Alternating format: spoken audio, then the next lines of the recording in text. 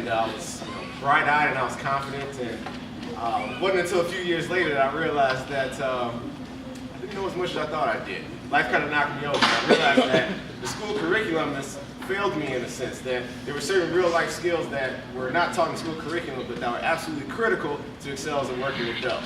So I said, well, how can I come up with a curriculum or a program to encapsulate everything that I wish I would have learned when I was in your shoes today? So that's what we're here to talk about. So today, during this opening presentation, first off, are you guys excited? Yeah. Excellent, excellent. So today, what we're here to talk about is stepping up your professional presentation. All right? So first things first, we're going to tailor-make this to go into the job world. So it's important to understand a few steps. So first off, what's the importance of a cover letter? Does anyone know? Anyone brave enough to answer? What's the importance of a cover letter? A cover letter. No one knows? Fantastic. Has anyone heard of a resume before? Yes. All right, good. So a cover letter is something that goes on top of your resume. All right, basically the cover letter is supposed to get the employer, the person you're interviewing for, interested in even reading your resume. From that point, does anyone know the importance of a resume? What's the purpose of it? To get a job. To get a job, but before you get the job, what do you have to do? You gotta get your resume got all your background on it, right? Bingo, that is correct. But before you get the job, what do you have to do? Anyone know? It starts with a 9. Let's say it a little louder. Can we all hear it? Yeah. Say it one more time. Interview. Wonderful. Give a round of applause. Fantastic. So we got to get an interview. Now, from there, like I said, you have to ace that interview. So that's what we're going to talk about today, is how do you really ace that interview? So first things first, when we meet someone, can we all agree that we make a snap judgment about them? Yeah. Now, can anyone tell me the right answer? How much time does it take to appropriately judge someone? On average. By raise of hand. What do you think is the right time where the average person judges someone when they meet? 1. Me? Yep. You said appropriately? Yep. What's the average time?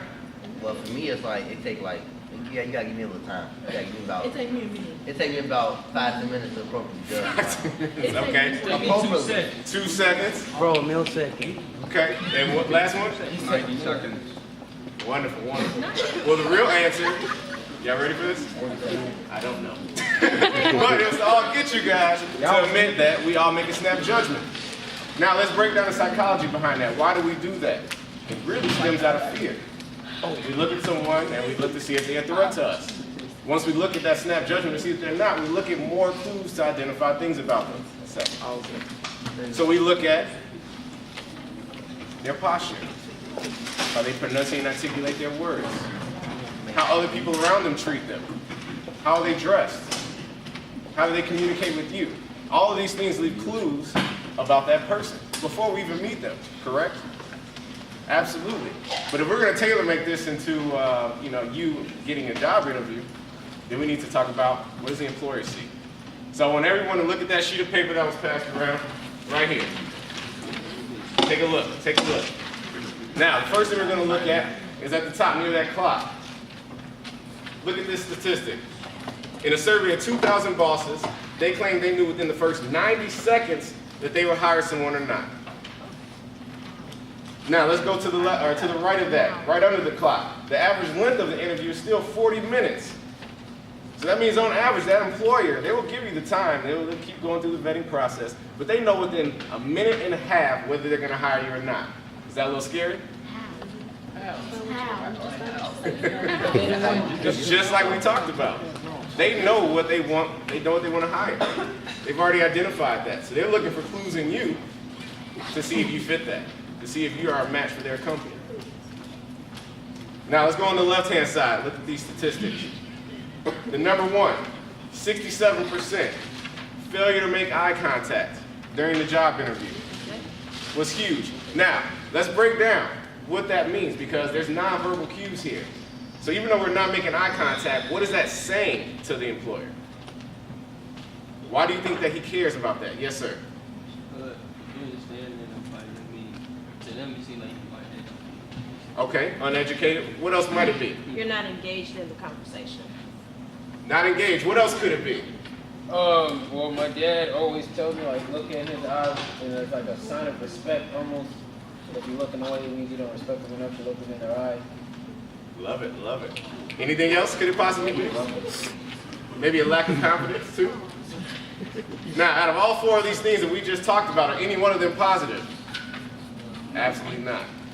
That's why it's absolutely critical that we're making eye contact. We want to show them that we're confident. We want to show them that we're paying attention, that we're paying them respect. All right? Eye contact is key. Now, the next highest one, 47%. Having little knowledge of the company is the most common job mistake job seekers make during the interview process. So that means if you're going into the job, you must do your research. You must understand what's the history of that company. Maybe some of the things about the employer you're interviewing for. So go on their LinkedIn account. If we haven't heard of that, we can investigate that. But go on their LinkedIn account and see certain things about them. Next, understand your job description and tailor make your responses to fit that job description. Does that make sense? Excellent, excellent. 21, playing with your hair or touching your face. 38%, lack of a smile. 33%, bad posture. So let's restart this. Let's say I came up here and during this introduction, and instead of introducing myself like I just did, I came and said, "Hi guys, my name is Kevin, and I'll be your presenter today." And would you all be interested in that first off? Absolutely not. But what changed? What changed about me besides when I first introduced myself and right now? Yes. Weren't confident. I dropped my voice. What else? You want to go again? Bad posture. Very, very good. All these things, even though I said I'm excited to be here and I'm really grateful to be here, you all knew my nonverbal said something completely different. So that's why it's important to understand if we're making these judgments about other people, we must be able to self-reflect to see what are these people thinking about us. See, the beautiful thing about this is we have influence over that. Now the problem is we can never control what anyone thinks about us. It's just the truth. We can never ever control that. But what we do have control over is our influence over how people treat us. Got it? So that's why it's important for us to really self-reflect and think about what are the messages that we're sending out? How are people perceiving me? And how can I change that and sculpt that to be what I want to project? Next. 21% crossing the arms during the interview. What does that translate to the employer? Yes, sir. You don't care, you lazy. Bingo. Very, very good. 9%, too many hand gestures. 26%, handshake was too weak. What's a good handshake? You don't want to be too soft, correct? And you don't want to break their arm off either, right? Has to be just and firm, nice and firm. So guess what we're about to do right now? Handshakes. Oh yeah. High five. That weak handshake, I can already tell it's weak. Get in there. Rip it. You gotta try like four times. You might try to break the voice like you talk about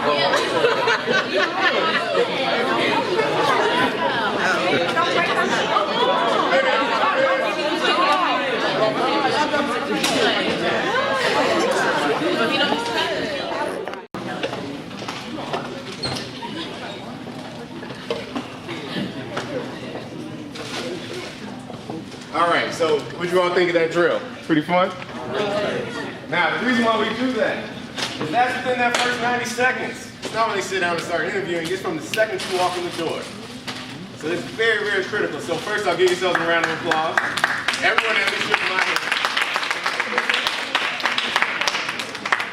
Everyone that at least shook my hand was excellent. Great strength, not too weak, not too strong. Everyone gave eye contact, great posture. Wonderful, wonderful, wonderful. Next, let's go on the right side of this page now. So, just to show the impact. 55%, it was the way they dressed, act, and walked through the door. Where they knew if they were going to hire that person or not. 38% was the quality of their voice, grammar, and overall confidence during the entire interview. Only 7% actually mattered what they said. Is that a little scary? That's what we're here to talk about, is how to step up your professional presentation. That's what's gonna make sure, take you to another level. You're all gonna have similar traits here, but if you all can project yourself in a certain way, you will stand out from your peers. There's just no way around it. Now let's go to the bottom here, because we've all heard the term, we gotta dress for success, right? Or dress like the man or woman you want to become, dress for the job you want. We've all heard those things, right? So, clothes are very, very important in the interview. If we look to the bottom, the last two quotes, statistics here. First off, employers claim that they don't want applicants that are too fashionable or trendy. So on average, you want to go with something modest. Plain suits, ties, etc., women dresses. However, on the bottom, 65% of bosses said clothes can be the deciding factor between two similar candidates. So that means you all can come from the same school, have the same job experience, and because one outfit was better than the other, they got the position. You all both presented yourself well, but because of the outfit, one got chose over the other. So it's very, very important to understand, like I said, do your research. Google. Do your research on the company. Look up what dress for success means. What would that employer possibly want? All these things can give you an edge. Now, let's say everything went perfect during the interview process, and they gave you the job. What happens after that? They'll do a background check, but also, we're in a new day and age. What else do they check nowadays? Social media. So if I raise a hand, how many people here are on Facebook? No, a whole table not on Facebook, okay. How many of us are on Twitter? All right, lower. Instagram? A little more, lower. And MySpace.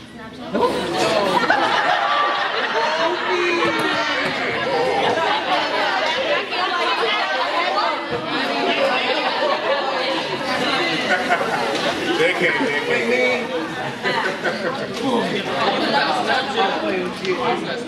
Well, employees don't, not to my knowledge, they don't check Snapchat as much as why I didn't bring it. But the point is, they're going to check.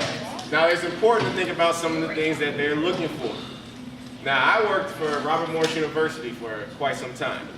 Now, I would say on average, maybe 2 to 3 students a year would lose their scholarship or get kicked out of school off of social media posts. Now, that's at one university at just my little time there.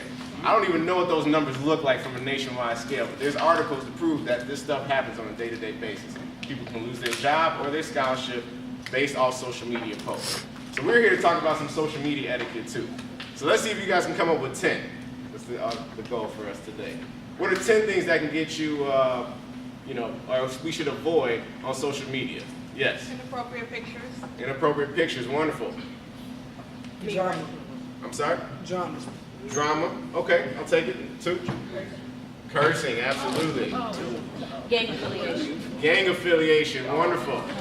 Yes, sir. Sorry? Having beef with somebody. Having beef, I'm gonna put that in the drama category. You're sticking with 4, yes. Absolutely, drugs, anything illegal. Yes. You having a weapon. I'll take it. 6, yes, absolutely. Inappropriate live posts.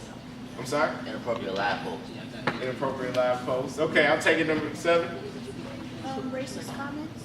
Absolutely, racism. Yes. We got 2 more. You guys are doing well. We got 2 more. Being sexist. Sexist, okay. You guys are good, huh? Exposing people. Oh, yeah. Inappropriate pictures. Okay, I'll take. Give yourselves a round of applause. The important thing is we know what not to post. All right? Don't do it. This is key. One thing about any type of social media, we see this happen all the time with celebrities. They put something up, they even retract it right away, erase it right away, and it still goes viral. Once you post something, you have no control over what happens to it next. You can erase it 3 minutes later, but you have no idea who screenshotted it, shared it, etc. So once you put it up, you have no way of stopping it. As I said, be very, very cautious of what you're putting up. This does impact your brand. That's the craziest part of the world we live in today. Your social media brand is your personal brand now. It's not like it was in the old days. So it's important to understand that now so you all can put your best foot forward, because I can promise you employers will check. Even your peers will check. This has to go with that psychology of how your peers even talk to you, how they interact with you. It all has that influence. So make sure that you have power over that. Now next, as well, let's say that the employer says, all right, they passed the social media, everything looks great, they interviewed, wonderful. I'm gonna call them and accept the position. Give them a call, I pick up. Yo, what's up, dog? You think your employer wants to hear that? Absolutely not. So there's also phone etiquette, because you really never know who's gonna give you a call. So answer like anyone can be calling you at any time, especially once you start interviewing. We have to make sure that, because you really never know who's on the other line. Also, what about voicemails? I tell you, That's part two. how you doing? My voice will be like, hello, what you doing? What? That's how You bet.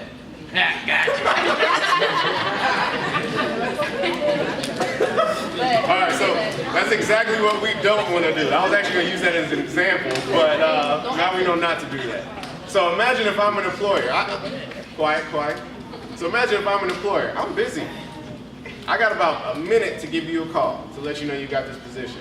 I don't have time to hear, oh yeah, how's it going? You got the position. No, I'm just kidding, leave a voicemail. What? You know, so you don't want to play those trick messages anymore. So once you start applying for positions, we want to make sure that our voicemail is also, like I said, in alignment with our personal brand as well. Simple one for those of you guys that need an example. Hello, this is Kevin Davenport. I'm sorry I missed your call. Please leave a message and your information. I'll give you a call back at my earliest convenience. Done. It can be short and sweet just like that. All right? Music is not an appropriate voicemail. Music is not an appropriate voicemail. All right?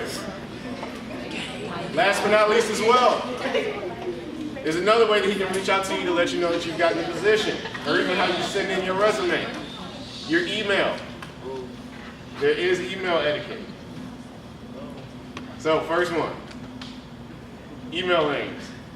It can't be skaterboy88. Can't be I got the keys at gmail.com. It's like you have to be very. You have to be, make sure that it's business appropriate as well. All right. Rule of thumb 2, make a new one. Yahoo, Gmail, Hotmail, they're all free. If you need some help coming up with your email, first name, last name, at whatever platform you use. Nice and simple. Like I said, if you have to update it, it's free. Go ahead and make that investment. Yes, you had a question? Like the email that your school gave me? Like, That your school gave you? because no, it's not professional. Because I'll question that. What if you graduated? You can go to college, then what? There you go. As I said, it's important to start investing that now. Now, the very last thing that I wanted to talk about too, we talked about all the other platforms, but did any of us heard about LinkedIn.com before? You know what it is? You want to explain? I think my advisor told me something about that. Isn't it kind of like your resume, but kind of not?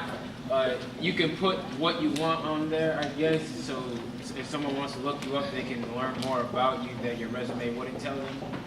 Absolutely. Can we give them a round of applause? Absolutely. So LinkedIn, for lack of a better description, is like a business professional Facebook. So instead of just interacting with your peers just because you're interacting for a purpose. Now the beautiful thing about this is that it's kind of like an online resume. You can have everything that's critical to, like I said, right at their disposal. I've actually gotten a few positions just based off my LinkedIn account. So this is how it's set up. Just like Facebook, you have your cover photo. Unlike Facebook, you can only upload one. So make sure it's one that reflects whatever brand that you're trying to put out there appropriately. Next, you have your profile picture. Unlike Facebook, again, you only have one. So make sure, again, it's the image that you want out there. You only have one chance, literally one picture to make this impression. Next, you have your name and your title. What are you doing right now? What job do you have right now? You guys would all say student, but in the future, put your title. Under that, you'll have your education. Where did you go to school? How many degrees did you earn throughout your lifetime? Underneath that, you'll have your work experience. What have you done? Where have you worked? Just like a resume. Underneath that, you have your volunteer experience. Now, this is really key for you guys. I get this question a lot for high school students. What do I put on a resume? Any extracurricular activities, sports, chess team, if you volunteer anywhere, all this stuff can make or break or give you an edge over your peers if you're interviewing for a position. That's the one good thing. You guys are all kind of at the same level. So that volunteer experience or extracurricular activities will give you an edge. All right. Underneath that on LinkedIn as well, this is a cool thing. You can put up your skill sets. So let's say that I don't know. I'm public speaking is one of my skill sets, and all of you guys are my friends, right? Let's say that you say, okay, I heard him speak today. I'm going to go ahead and endorse him. That's what it's called on LinkedIn. So if all of you all, let's say 30, have endorsed me on LinkedIn, and let's say someone else wants to hire me in the future, but they go to my LinkedIn page and say, all 30 of you all endorse me for this skill. They feel more comfortable hiring me after that? Absolutely. So you can literally see the other peers that have supported this person's skill set. In addition to that, LinkedIn takes it even further and lets you leave recommendations. So instead of having a recommendation to send in, they can see it right there on an online platform. So they can say, I saw Kevin speak at the MetroBoard event, and it was wonderful, blah, blah, blah. That person will also say, all right, now I really feel comfortable with hiring this person. All right, so all those things on LinkedIn can really, really help and be much more impactful to your life than the Facebook, Instagram, or other type of platforms. So if you're really, really serious about getting a job, and you're really, really serious about taking the next step, I would advise you guys to get on LinkedIn now and really just start to map out what that'll look like. All right? So without further ado, that concludes my presentation, and I hope I was of value to you.